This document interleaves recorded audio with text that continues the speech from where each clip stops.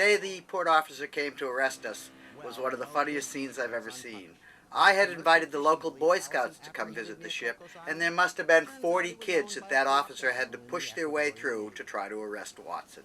Kids who were big fans of ours.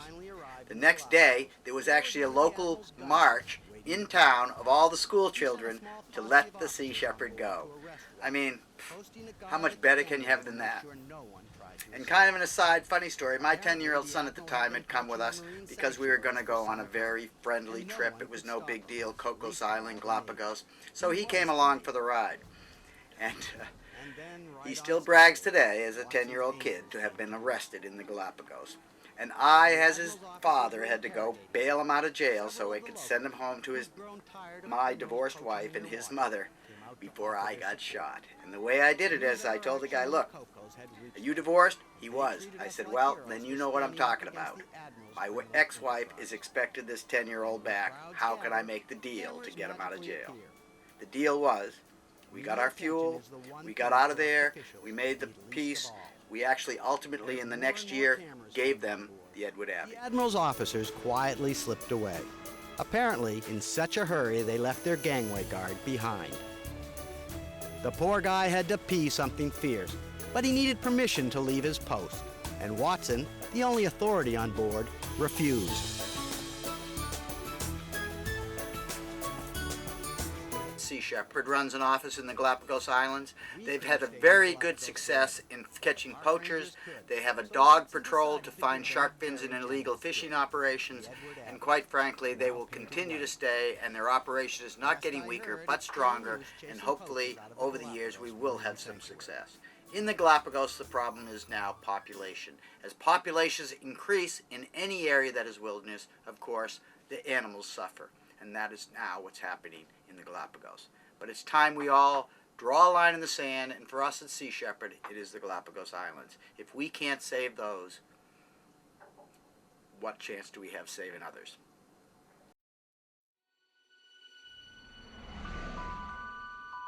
Way up north, halfway between the British Isles and Iceland, is a small group of islands known as the Faroes, a Nordic word meaning fairyland.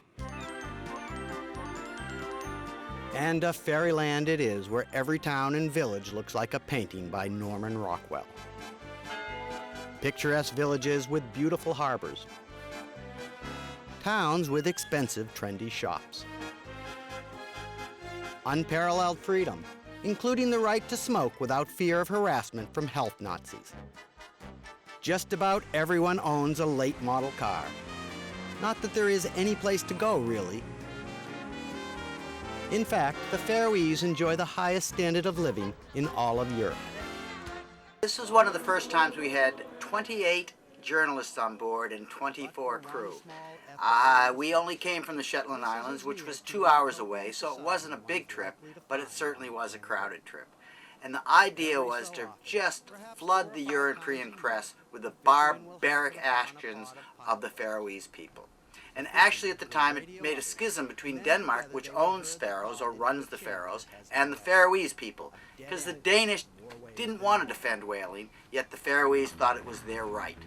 Well, rights to slaughter is something that we can debate days on end, but the bottom line is, time has come in our history as human beings that the slaughter of animals, for the very fact that we can slaughter animals, is really a tradition that cultures should give up. Especially cultures like the Faroese culture, which is one of the best and one of the most, especially cultures like the Faroese, who has one of the highest standards of living in all of Europe. There is really no excuse. It is literally a blood sport. And no powerful, and the sea is red, and it's... And once the whales are beached, the people on the shore will go to the whales and cut the spinal cord and kill them in that way. It's a spectacular sight. I don't see the pigs and the cows that I eat getting killed. It's just the same. And it takes normally about 5-10 seconds to kill a pilot whale, if it's done correctly. With just one kiss, you could change the world. It might not be much better, but it certainly couldn't hurt. It's been 25 years since Paul Watson started trying to save whales. He's rammed ships, he's been rammed, he's been depth charged, he's been beaten by mobs, and all that time he hasn't given up. Now he's heading out to the Faroe Islands, where one of the most barbaric whale kills of all anywhere in the world takes place every year. Shut you up. Someone put a break in your coffee. We had 28 journalists on board, both press and TV. For most, it was their first time at sea. Easy way, you know that you want to.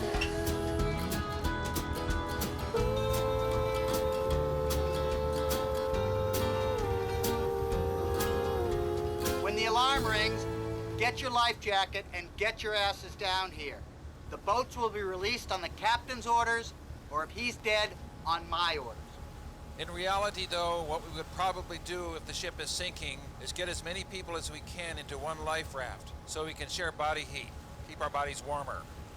The one person the guys on board would most like to share body heat with was a Dutch movie star named Actually, Pim over the van years, we've always tried to get celebrities and movie stars to come along with us, because with celebrity, it makes the story real for the press. Press loves sex, violence, celebrity. We have all the elements. And Kim came along with four other Dutch celebrities or actors, because at the time there was a feature film being made about Paul Watson, sponsored out of Holland. And so they got the Dutch actors all hyped up to go out with us. It was 2 days away, and it really worked out well, quite frankly, because it was a presence, and it made the Faroese people realize that everything they did to us was ending up in the newspapers and on the news stations all around the world. That was the reason they were there. They weren't great environmentalists. I actually just met one the other day in Holland, and they weren't. They came along to learn their parts. But for us, they were pawns in the big game of celebrity and saving the environment. As always, Watson is thinking 3 moves ahead of everyone else. He decided we would get some media attention if he ran a blockade, a whale blockade. Tell them to hit the whale sounds and hit them hard. We gotta go get them. So for a couple of days, we circled the islands playing orca whale sounds over the ship's loudspeakers. 3 on deck and another underwater. There are various rules about marine travel and how much countries own of the oceans, and the 3-mile limit is pretty much generally accepted.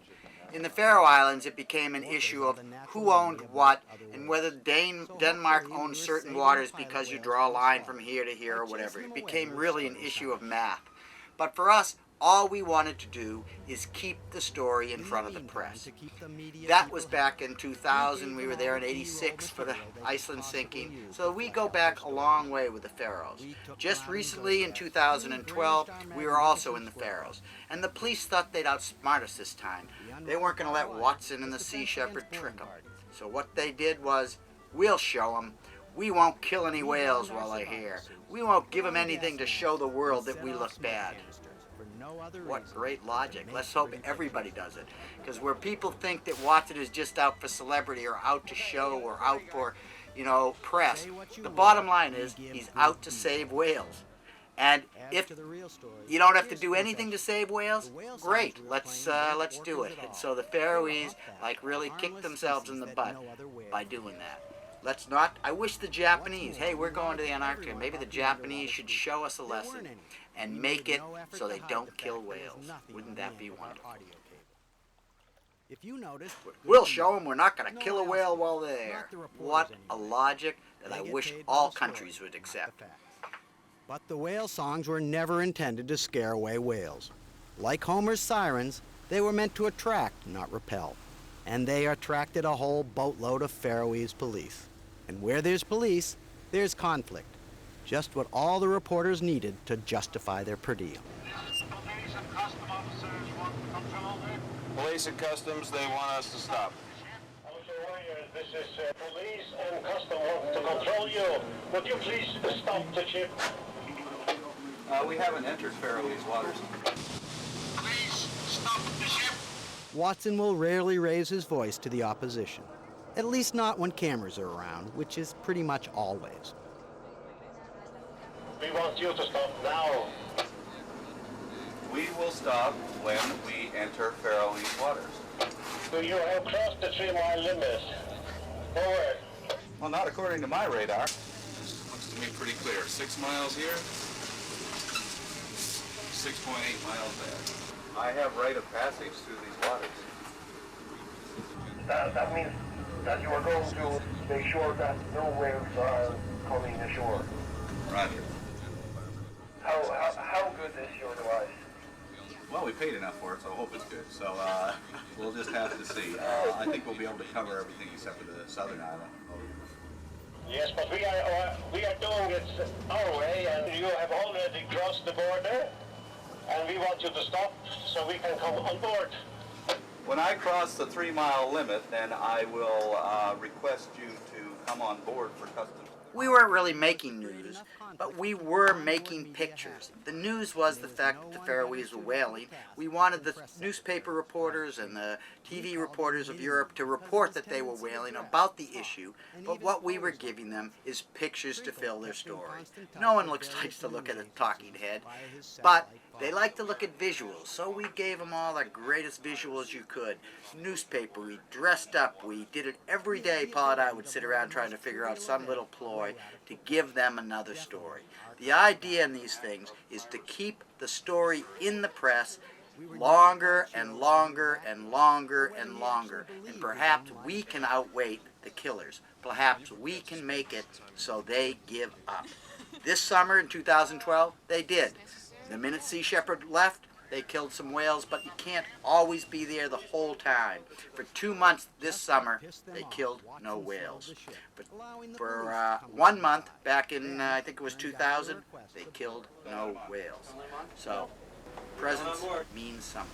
You do not have our permission to board. We are not your water. Get everybody in their defense positions. Off. One of our more enthusiastic volunteers thought it might be fun to blast the cops with a water cannon, getting us all shot up in the process. Hey, don't look like you're going to use that thing. Stupid shit. Maybe some custom officers want to come from over here. All right. Introduce you to Captain Paul Watson. I've got a statement here from our clients, so we're going to play that on the loudspeaker.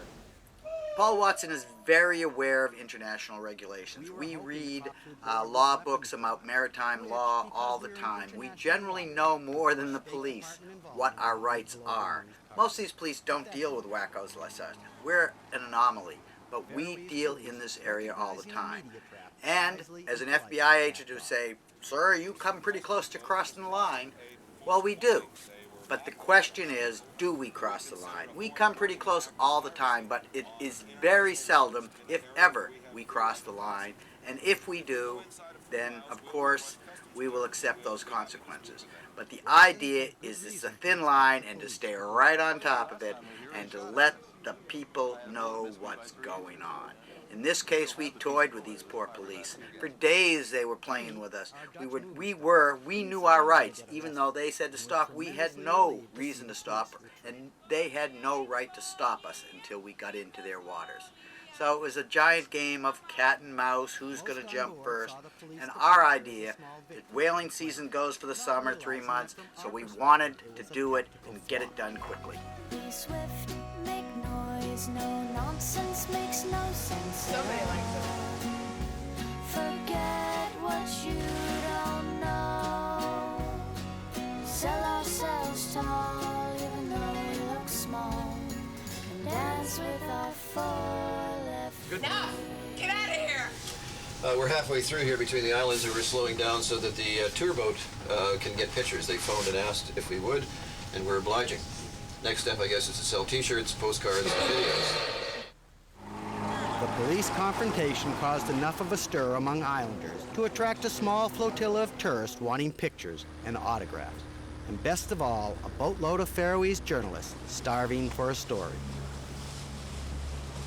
There's not much Watson likes more than a chance to preach the party line to the media from a high position, like the Pope on his balcony. Before they actually do the studies. Usually the first question anyone asks is why bother saving a few pilot whales? They're not endangered. The fact is that nobody knows how many whales there are out there. The Canadian government was killing thousands of them every year from 1950 to 1964. Every year the Canadian government said plenty of whales, don't worry, they'll never disappear, and in 1964 they disappeared and never came back. The most frequently asked question on any campaign, and probably the dumbest, is why aren't you doing something more important, like saving starving children? Actually, when we're involved with any other issue, they ask us why we're not here. Well, if we're involved with protecting seals in Canada, they ask us why we're not protecting pilot whales in Faroes. So wherever you are, they want you somewhere else. Well, certainly I'd like to see the end of this hunt in my lifetime. There's no reason for it to continue to carry on. It is the largest whale hunt. This is the 21st century. Let's get it over and done with. You can't appeal to people's sense of morality when they don't have any. I find that the torturing of animals and the deriving of pleasure from that torture is an immoral action, yes. And it's also immoral to feed poison to your children. This remark referred to a scientific study conducted by the Faroese themselves, linking the high mercury content of whale meat to the diminished mental capacity of their children. It's only when groups like Sea Shepherd show up and put their lives on the line and their boats between the whales and the killers that it will stop. Let's hope the Faroese will learn after a while that maybe they shouldn't continue to poison their children. Maybe that isn't good for their culture. Maybe they should grow up in this world and allow the whales and other animals and other creatures of the sea to live. For if we cannot save the whale, we cannot save ourselves. I think most of the Faroese people share the view that Paul Watson is a bit of a psychopath. In other countries, people eat pig, sheep, everything. That's how people survive. It's an old tradition, and we, through many years, many 100 years. It's a traditional food. A tradition. No, tradition. Well, you know, for a long time, cannibalism was traditional. It's fine that he likes the whales and so on, but they are not human, they are whales.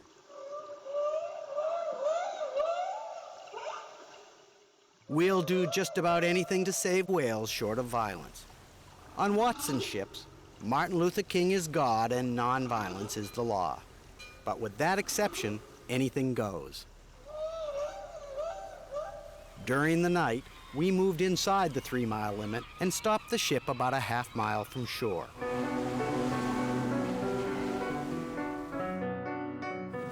Okay, we're rolling. Sunday afternoon, a bit of a sea, a bit of fog. There's 3 boats coming towards us. One of them may, in fact, be a Danish warship. We've been told that they have some message for us. We'll wait and see what it is. They had a press conference today in which they made some kind of an announcement. We're waiting to see whether they decided, in fact, that we are in contravention of some law that they've cooked up one way or another. The truth is, the police had every legal right to board now that we are in Faroese waters. With media attention at its peak, Watson decided that the time was right for the big showdown. Of course, the crew was ordered to treat the police with the utmost courtesy. Okay. Thank you very much. Captain's up on the bridge. By now, there were more than a dozen TV crews on board, in addition to the ones that came with us, for a ratio of about 10 news reporters for every newsmaker. Read an incitement to you. Incitement? Yeah. What's that? In every campaign, there is a moment of truth, and this was that moment. Family name Watson, first name Paul Franklin, place of birth and nationality, Canadian, is hereby charged for violating the section 16 and brackets 2, number 4. Knowing full well they could do nothing to take Watson, and that every camera and every eye in all of Europe was on them. Whether they were whalers or not. 1, number 5, 6, and 7. And this is the third one, which will be the first time I'll read it to. Section 16, subsection 1 of the Act of Faroe Islands confer the 1982 United Nations Conventions on the law of sea, Article 25. Brackets 1 and so on and so forth. I don't know if you want me to read them all to you. I don't need all the brackets. Okay. Anyway, you're going to charge me again tomorrow? They were losing the game. The Danish authorities could read charges all day long. But I have fought in many actions like the ones in the film, and have come to believe that although we are winning some small battles, we need to change our ways of thinking in order to win the war. Everyone needs to get involved. I mean everyone, as our future depends on it. Take action not to win or to make money. Take action because it is the right thing to do. Then win. And better you make money rather than some bad guy. I hope you enjoyed the film. Now get up off your ass and go out there and do something positive. Now. People are always asking, do we bluff most of the time or all of the time? I answer, we win most of the time, and that's what matters. People call us terrorists, but in the 30 or so years we've been at it, no one's been killed or even seriously injured on either side, not even accidentally. Is that terrorism? Our job, as I see it, is to make noise, enough noise that the whole world hears, then step back and let the world save itself. And it will, because no one wants to see it all end here.